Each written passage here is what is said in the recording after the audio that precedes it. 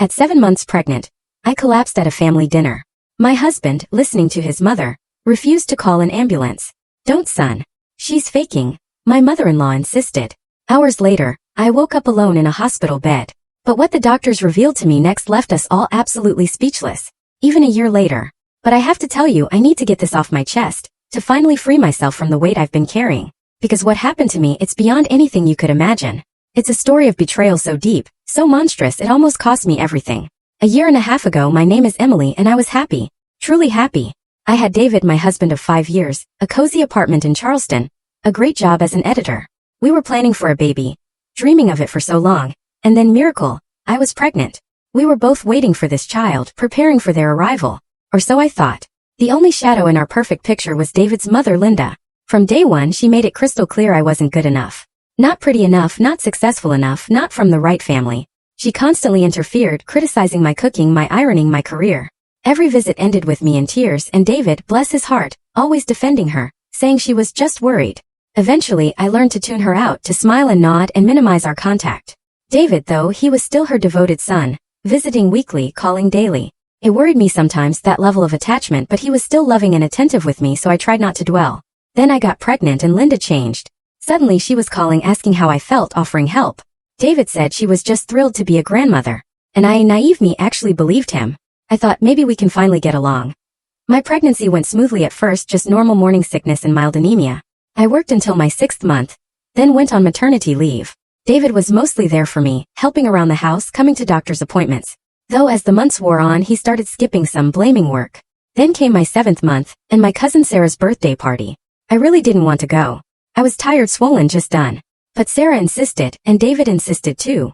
The party was in a small cafe. About 15 people, family, close friends. I stayed in the background, picked up my food, didn't touch the non-alcoholic champagne. David sat beside me, but I noticed he kept checking his phone, smiling at the screen. I figured it was work, or maybe his mom. About 2 hours in, that's when things went downhill. I felt dizzy, nauseous, black spots dancing in my vision. I whispered to David we needed to go. He just brushed me off. "Wait, they haven't even brought the cake yet." I stumbled to the bathroom, clutching the walls, hoping cold water would help. It didn't. When I got back, practically collapsing, I told him again, "David, I'm really sick." He looked annoyed, but finally stood up, apologized to the guests, and we left. Outside, the cool air helped, but the weakness and nausea were still overwhelming.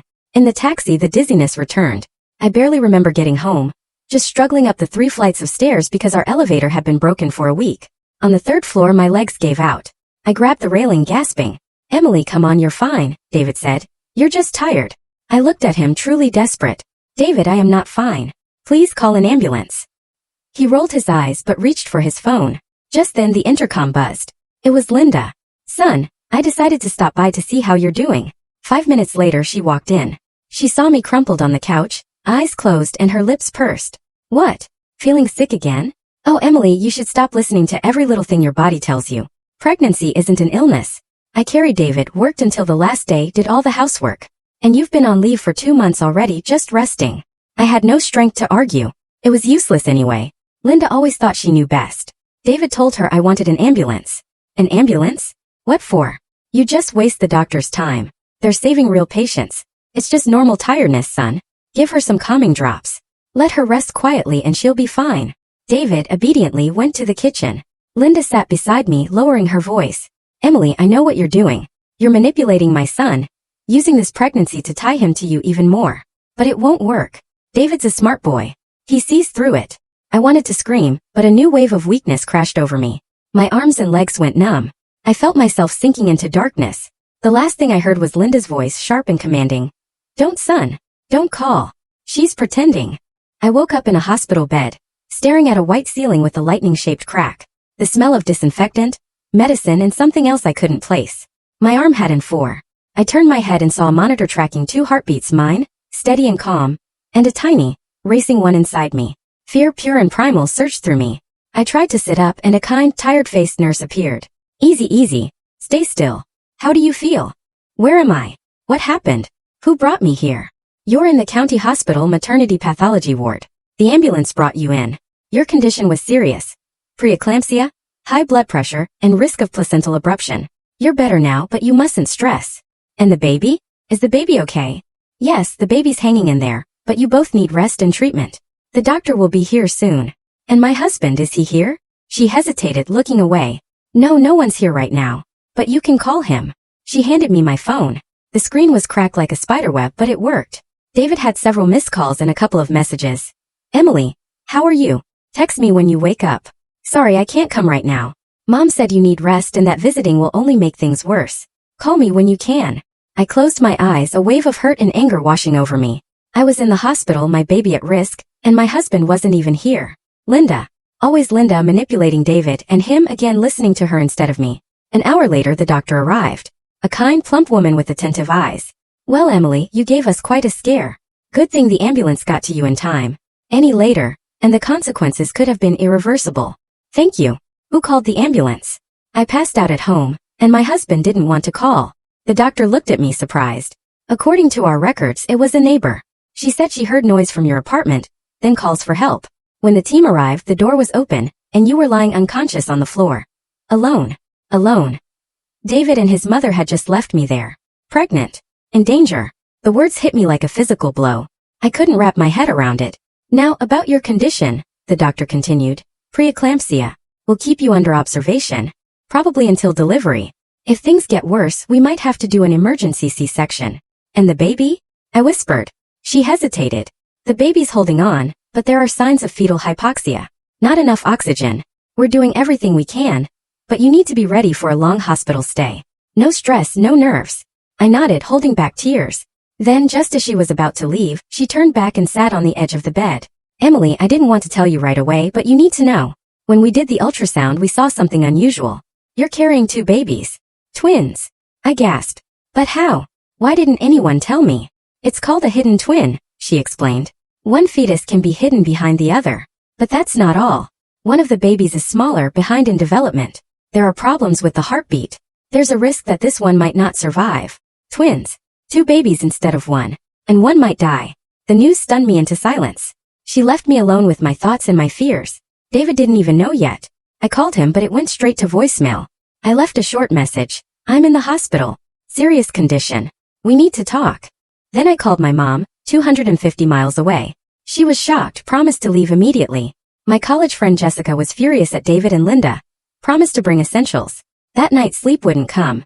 The monitor beeped quietly, tracking 2 tiny heartbeats inside me, one strong, one weak and uneven. I stroked my belly, whispering, hang in there, babies. Mommy's here. Mommy loves you both. I dreamed I was on a beach, 2 small figures waving at me from the horizon. I walked towards them, but my feet sank into the sand. Suddenly, one figure began to fade, disappearing. I screamed, reached out, but couldn't save it. I woke up in a cold sweat. Dawn was breaking. The monitor kept beeping. Then I froze. There was only one rhythm. The monitor. There's only one heartbeat. I cried. The nurse rushed in, but I couldn't sleep. My mom arrived that morning, tired but relieved to see me. She hugged me, cried, and listened as I told her everything. The preeclampsia, the twins, the risks. Don't worry, sweetheart, she said. Everything will be okay. We'll get through this. I'm staying with you. And your husband. I'll give him a piece of my mind. I quickly stopped her. Mom, please don't. I can't get stressed. She pressed her lips together but nodded. Soon the doctor came.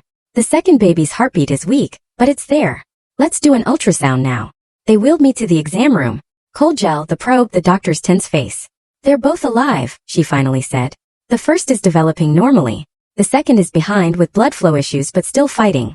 We'll keep monitoring. I exhaled. Both my babies were alive. That was all that mattered. Back in my room, Jessica was waiting, having brought clothes, toiletries, fruit. She hugged me tight. Emily, you scared me so much. I didn't sleep all night. The 3 of us, me, Mom, and Jessica, sat talking, making plans. Mom would stay in town, Jessica would visit daily. But David? Still no sign. No calls, no messages. It was as if I and our babies didn't exist. That evening, after Mom and Jessica left, I tried calling him again. This time he answered. His voice was tense, distant. Emily, how are you? Sorry I couldn't pick up before. I was busy. Busy? I'm in the hospital in serious condition. And you were busy doing what exactly? Emily, please don't start. I've had a lot of work and Mom's been sick, so I was with her. Anger boiled inside me, but I remembered the doctor's warning. No stress. I took a deep breath, keeping my voice calm. David, I have a serious pregnancy complication. Preeclampsia, high blood pressure, risk for both me and the babies. And there's more. We're having twins. 2 babies, not 1. Silence. Twins? Are you sure? Why didn't they tell us earlier? I explained about the hidden twin, the developmental delay, the risks. He listened without a word. I waited for any reaction. Joy, worry something. I'll come tomorrow. I promise, but I have to go now. Mom's calling me. And he hung up. I stared at the dark screen. A strange cold feeling grew inside me. Something was profoundly off about his reaction, his words, his tone. That night the same dream returned. The beach, the two figures, one fading away. But now I saw the other figure's face. It was David. He stood there watching our child disappear, utterly indifferent and unmoved. I woke up drained with a pounding headache. My blood pressure had spiked. The doctors had to give me an injection, concerned they might need to do an early C-section. Mom and Jessica came again the next day, bringing fresh fruit and books. I smiled and nodded, but my thoughts were elsewhere. Where was David? Why wasn't he here? By evening, still no sign, no call, no text. The hurt kept building, tightening my throat. Mom tried to distract me. Emily, don't think about him now. You can't let yourself get upset. Focus on the babies. But I couldn't stop. My husband, the father of my children, had abandoned me at the hardest moment of my life. The next morning, I broke down in tears during rounds, telling the doctor everything about David, about my fears. She listened closely, then sat beside me taking my hand. Emily, I'm not a psychologist, but as a doctor, I can tell you this. Your emotional state directly affects your health and your baby's health. Right now, you need to focus on yourself and them. Everything else can wait. I'm trying really, but I can't stop wondering. Why is he doing this? What did I do wrong? She paused, then spoke. In 20 years of practice, I've seen many situations. Sometimes men can't handle the pressure, especially when there are pregnancy complications or sick children. Not everyone is ready to carry that weight. But it's not your fault. Her words calmed me a little, but the bitterness stayed. Could David really be that kind of man? Later that day, I heard the door open quietly. I assumed it was a nurse, but then caught a familiar scent, his cologne, mixed with cigarette smoke. I opened my eyes. He was standing by the door, shifting awkwardly, holding a bouquet of white roses, my favorite. Hi, can I come in? He asked. I nodded, fighting conflicting emotions. Relief he'd come, but also scorching anger it had taken so long. He put the flowers in a vase and sat beside me. He looked awful pale, drawn dark circles under his eyes. Sorry I didn't come yesterday. I couldn't. All of this is just so unexpected. Twins, pregnancy complications. I was scared. Scared of responsibility. Scared there might be problems with the babies. Do you think I'm not scared?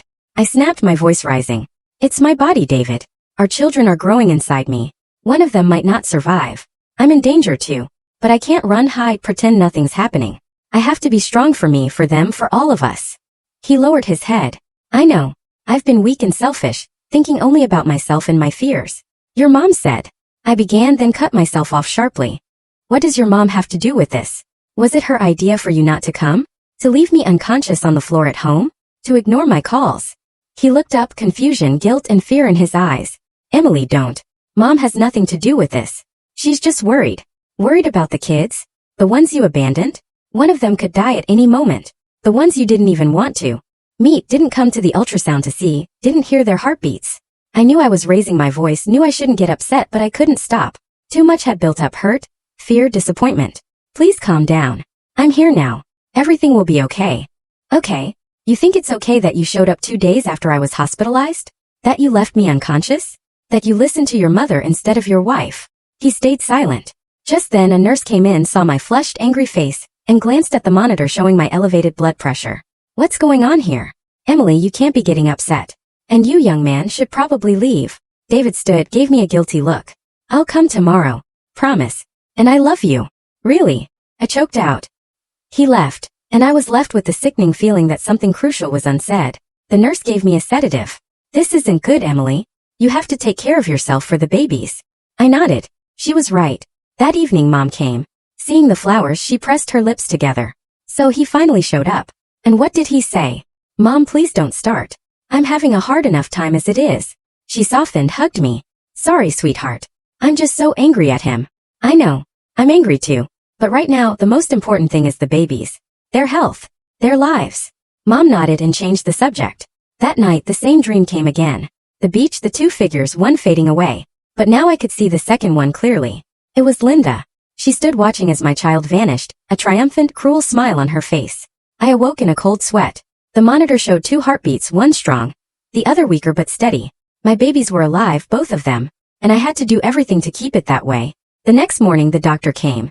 Emily, your blood pressure has stabilized, which is good, but you need to continue treatment.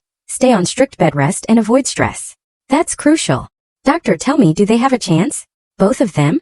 Could they both be okay? She hesitated, then answered honestly. There's always a chance. The first baby is developing normally and most likely will be fine. The second one is smaller, weaker with blood flow issues, but babies can surprise us sometimes. The weakest are the ones who fight the hardest. So yes, there's a chance, but you need to be prepared for anything. I nodded. No one could give me a guarantee, but the fact that a chance existed was enough. I had to hold on to it. That afternoon David came again. No flowers this time, but a bag of fruit and juice. He looked better, more composed, calmer. Hi, how are you feeling? Better. My blood pressure is stable. The babies are okay, as much as they can be. He sat beside me, his fingers cold and trembling slightly. Emily, I want to apologize for everything. For not being there when you were admitted. For not answering your calls. For leaving you in the apartment that day. I stayed quiet, waiting for more. I panicked when you fainted. I didn't know what to do. Mom said we shouldn't call an ambulance, that you were just tired and needed rest. I believed her. She's my mom. I've always trusted her. Then we left. She said she needed me to walk her home, that you'd be fine, that you'd wake up soon. I listened in disbelief. They had simply walked away. Left me unconscious. In danger. Because his mother told him to. And you didn't think to come back? To check on me? To make sure I and the babies were okay? He lowered his eyes. I thought about it, but Mom said it would look like I didn't trust her. And that it would hurt her feelings. And I listened to her again. His voice was full of despair. David, do you realize what could have happened? I could have died. Our babies could have died because you listened to your mother instead of using your own judgment. He nodded, not looking up. I know. And I'm not asking for forgiveness because something like that can't be forgiven. I just want you to know that I understand my guilt. And I'll try to change for you, for the babies. I stared at him, unsure what I felt. Anger? Disappointment? Pity? I don't know if I'll ever be able to forget this. Maybe I can forgive you someday. But forget? No. Right now, I have to focus on the babies and on myself. Everything else comes later. He nodded. I understand. I'll be here. I'll come every day. Help however I can. And I'll talk to Mom. Make her understand she's wrong. I gave a faint smile. I'd heard that promise before. All right, David. Talk to her if you can. That same sense of something unsaid lingered. Like he was keeping something from me. That evening, Mom and Jessica came again.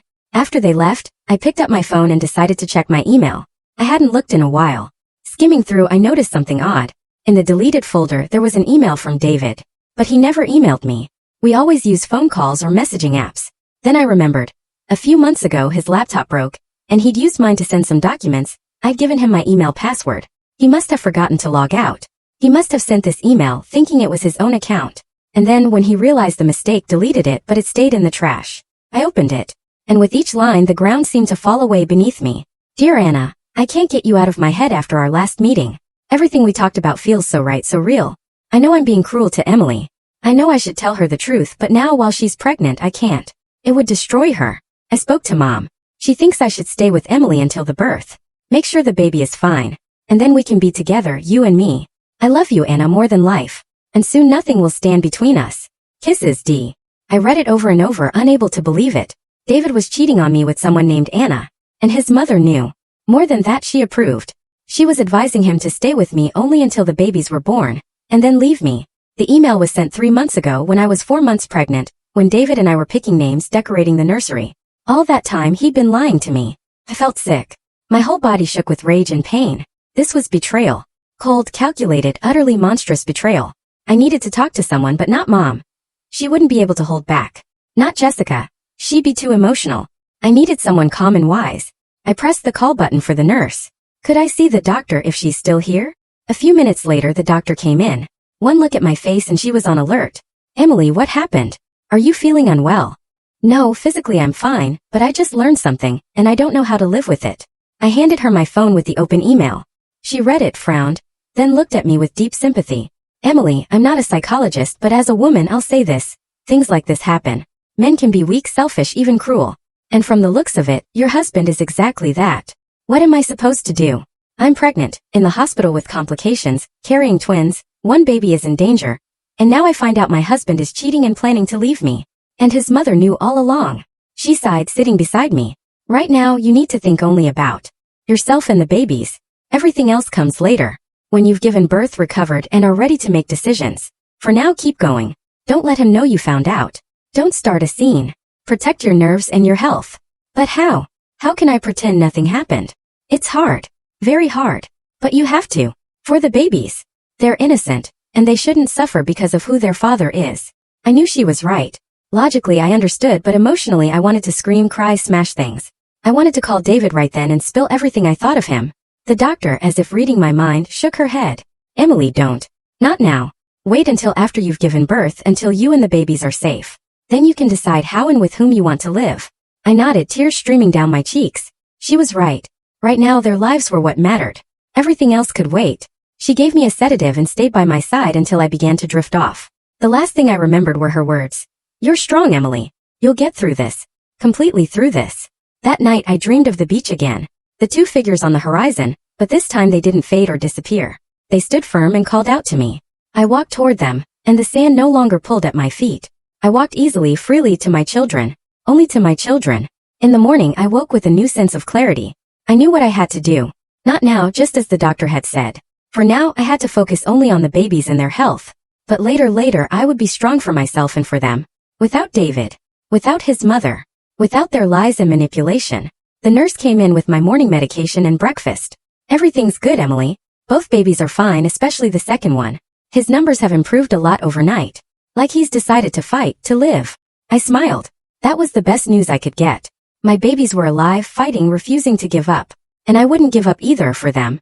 In the afternoon David came with fruit, magazines, and a smile. I looked at him and thought, how could I have missed the falseness in his words, in his eyes? How are you feeling today?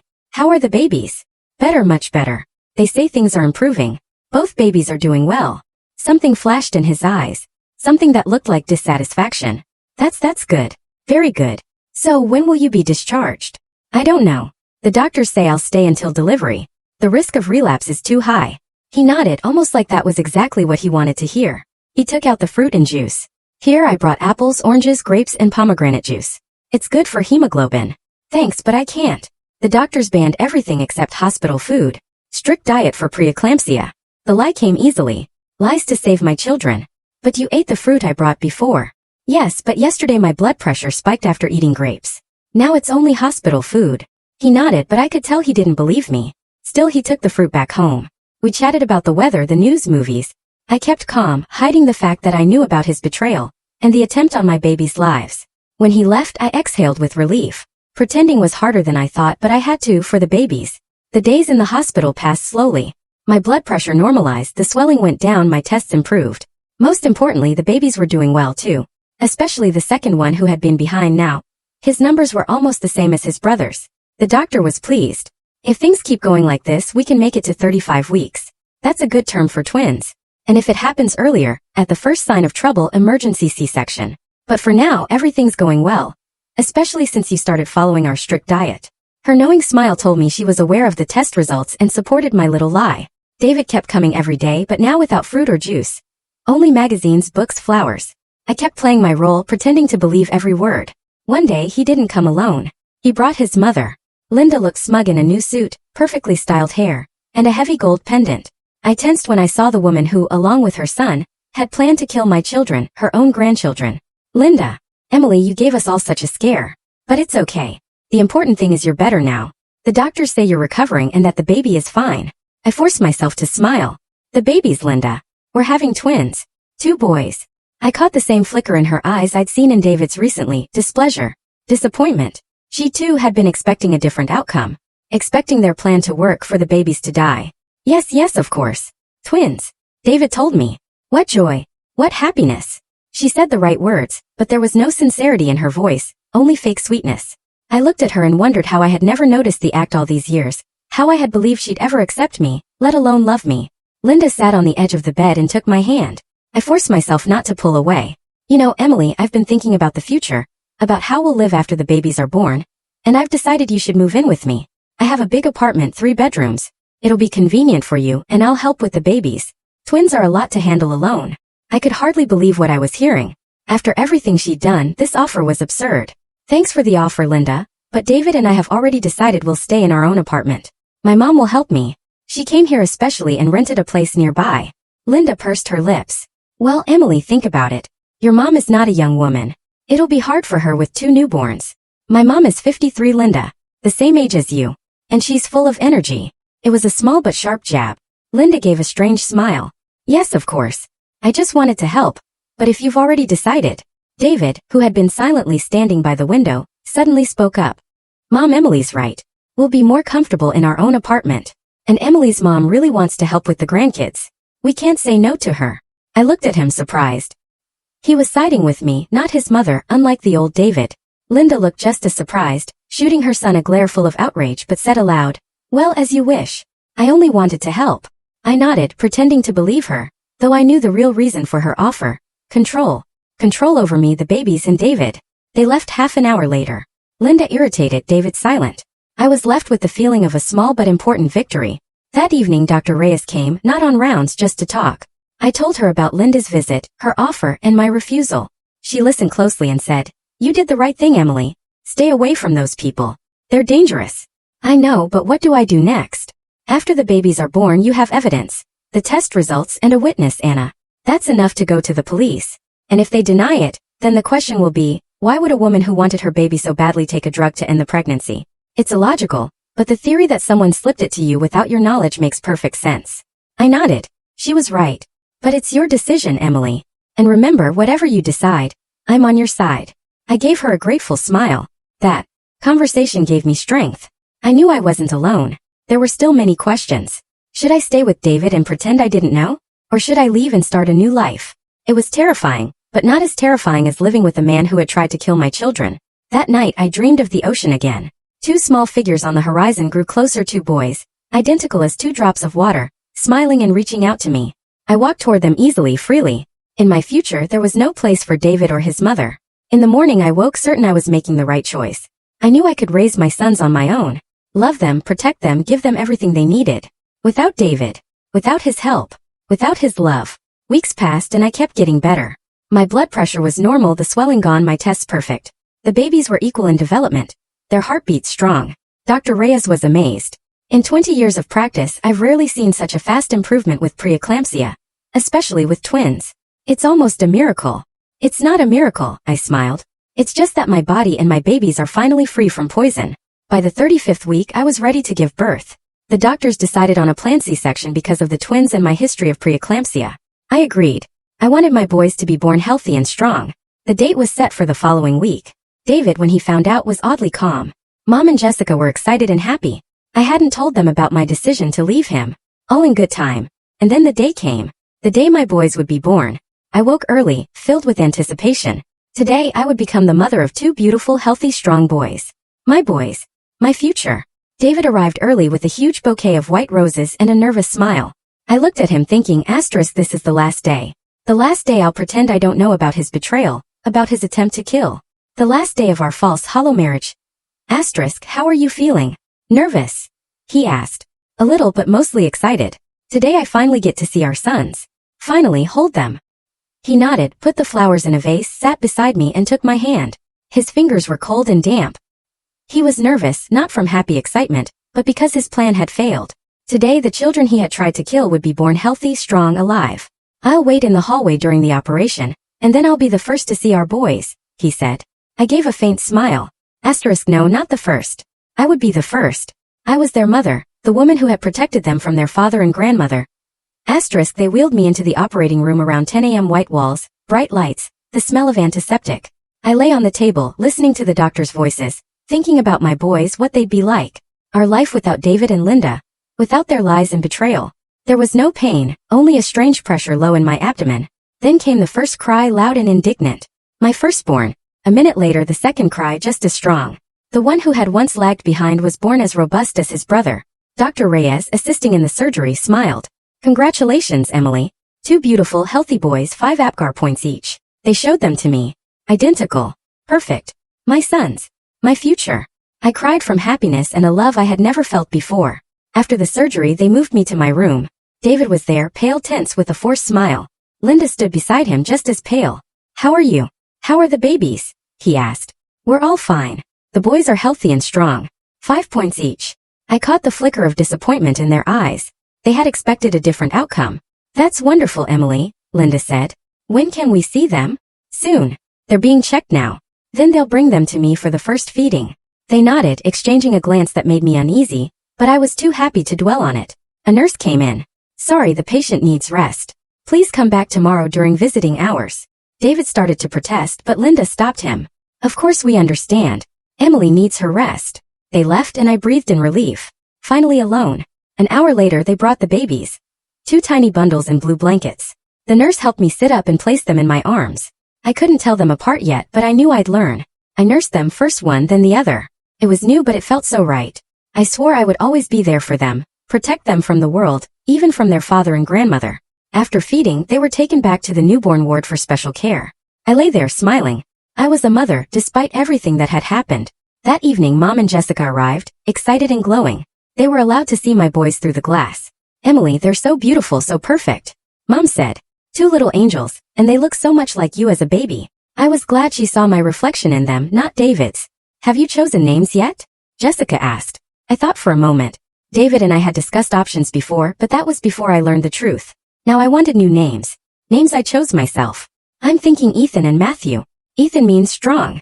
Matthew means gift from God. Because they are both the greatest gift of my life. Mom and Jessica nodded in approval. We talked late into the evening about the future, but I didn't mention my plan to leave David. I didn't want to darken the day. That night they brought the boys again for feeding. I held them and felt so much love my heart could burst. In the morning Dr. Reyes came, checked my stitches. You're healing well, Emily. If it continues like this we can discharge you and the babies in a week. Home. The word made me pause. Not to the apartment where they had tried to poison me. No, Dr. Reyes. I'd like to speak with you in private.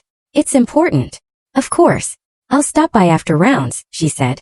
Around 11 o'clock, David came with flowers and toys, his eyes watchful.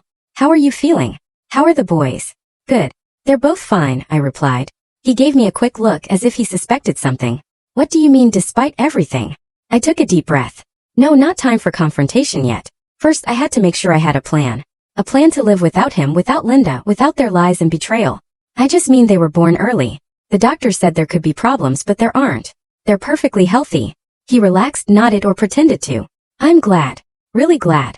They are our future, Emily. Our sons, our family. I looked at him and thought, asterisk, how can he say those words? Pretend to love the children he tried to kill. Asterisk, we talked for a few more minutes about the boys, about plans, about a future I knew would never happen. I nodded, smiled, pretended to believe every word, even though I was boiling inside. When he left, promising to come back in the evening, I breathed out in relief. Pretending was getting harder but I had to until I knew my children were safe. At noon Dr. Reyes came as promised. She sat beside me. What did you want to talk about? I'm not going back to my husband after I'm discharged. I can't. Not after what I've learned. She nodded, unsurprised. That's your decision and I respect it. But where will you go? With 2 newborns. To my mom. She rented an apartment nearby, 2 rooms. She'll help until I'm back on my feet. Until I find work. Dr. Reyes nodded. And your husband? What will you tell him? The truth. That I know about the affair, about his plan to leave me after the birth, about the attempt to poison me and cause a miscarriage, and that I'll never allow him near the children. He might deny it, and he has legal rights as their father. I have proof. The test results showing misoprostol in my blood. And a witness, Anna, who overheard his conversation with his mother. That's enough to take away his rights and open a criminal case. And are you ready for that? For court, for publicity, for scandal? I hesitated. Part of me wanted justice and for him to be punished. Another part just wanted to start a new life without a trial, without the public knowing. I don't know. You don't have to decide now. You have time. Think about it, Dr. Reyes said.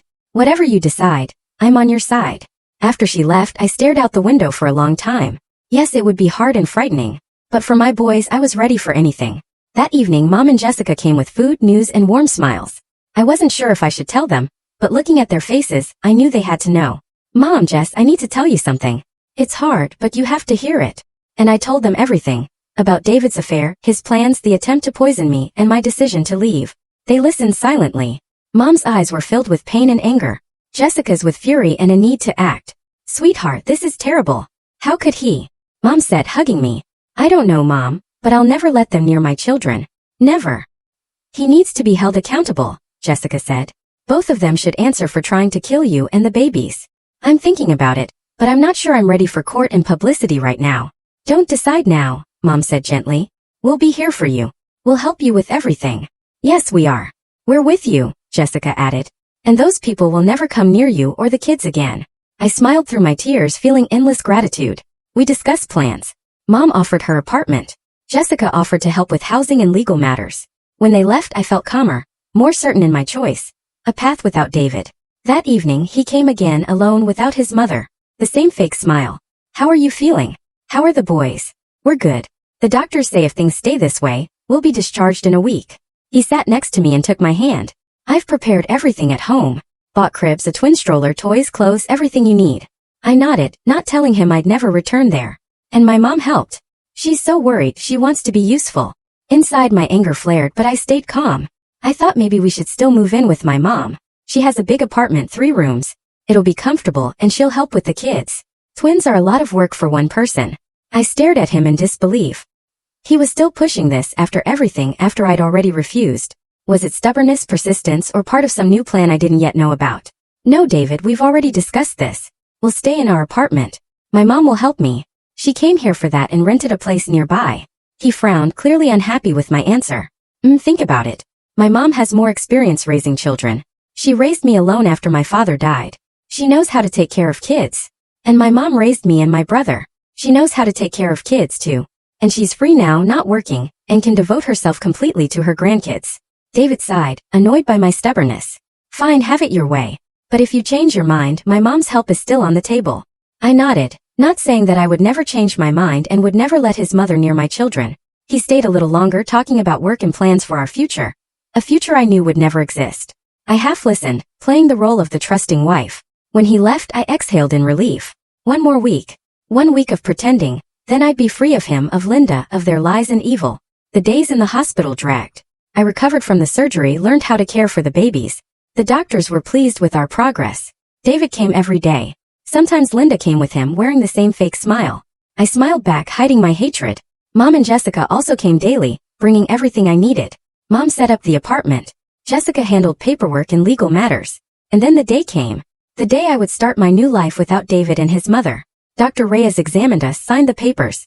You're good to go, Emily. But the first weeks will be the hardest, especially with twins. Don't hesitate to ask for help. Thank you for everything, Dr. Reyes. I don't know what I would have done without you. You're strong, she said.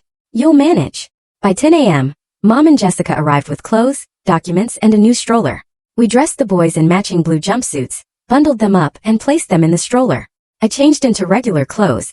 I felt strange but also free, ready to start over. Then David walked in, holding a bouquet of white roses, smiling, but with tension in his eyes. He froze when he saw us ready to leave. What's going on? I thought we'd go home together. I called a taxi. I looked at Mom and Jessica. They nodded. David, we need to have a serious talk. He frowned. About what? What happened? I know everything. About your affair with Anna. About your plan to leave me after the birth. About the attempt to poison me to cause a miscarriage. About all the harm you and your mother have done to me and the kids. He paled, stepping back. What are you talking about? This is postpartum depression. Don't lie. I have proof. The test results showing misoprostol in my blood. And a witness, Anna, who heard you talking to Linda about getting rid of the babies. That's enough not just for divorce, but for criminal charges. He stayed silent, not knowing what to say. Mom stepped beside me. Emily and the children are coming with me. And I demand that you don't try to contact them or interfere in their lives. Neither you nor your mother. You can't do this. They're my children. I have rights. Rights. Jessica scoffed. What rights does someone have who tried to kill his own children? You have no rights, neither moral nor legal. David clenched his fists. You can't prove anything. This is all in your head. I can.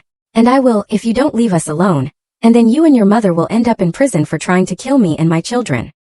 He looked at me and I saw fear in his eyes. Real primal fear of a man who realized he'd been caught. That there was no escape from the consequences. You're bluffing. You have no proof, no witnesses. No one will believe you. I pulled a folder from my bag. The test results, Anna's statement, and every piece of evidence I'd collected over the past 2 weeks with the help of Dr. Reyes, Mom, Jessica, and everyone who stood by me. Here, David. Every detail, every proof, every testimony of what you did. And I will use it if I have to, if you don't leave us alone and try to interfere in our lives. He stayed silent, realizing he had lost, that his plan had failed, and he had no choice but to back down. Fine, Emily, you win. I'll leave you alone. But remember, you're taking a father away from his children. A father who loves them, cares for them, wants to be part of their lives. I gave a bitter smile. He was still lying. Still pretending to care for the children he had tried to kill. Leave David. And never come back. Neither you nor Linda. Never come near my children again. He stood for another moment, as if he wanted to say something, then turned and walked out. Out of the hospital. Out of our lives for good. I exhaled, feeling the weight of lies, fear, and pretending lift from my shoulders. A weight I had carried ever since I learned the truth about David's affair. His plan to leave me after the birth, and his attempt to poison me and cause a miscarriage. Mom hugged me tightly. You did it, sweetheart. I'm proud of you. Jessica hugged me too, holding me in support. The three of us stood together. 3 women ready to protect and love my boys. A few minutes later we were ready to leave. I looked around the room one last time, the place where I had spent 2 weeks, where my sons were born. We stepped out into the bright spring day. Everything was in bloom.